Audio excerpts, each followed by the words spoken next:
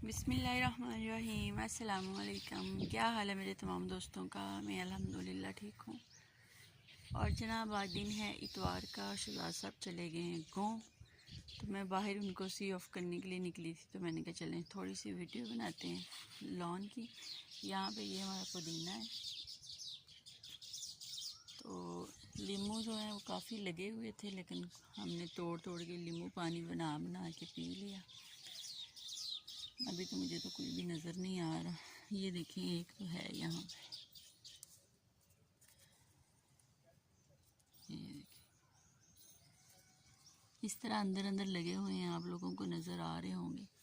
तो किन्नू जो है माशाल्लाह वो तो बहुत ज़्यादा लगे हुए हैं, ये आप लोग देख सकते हैं।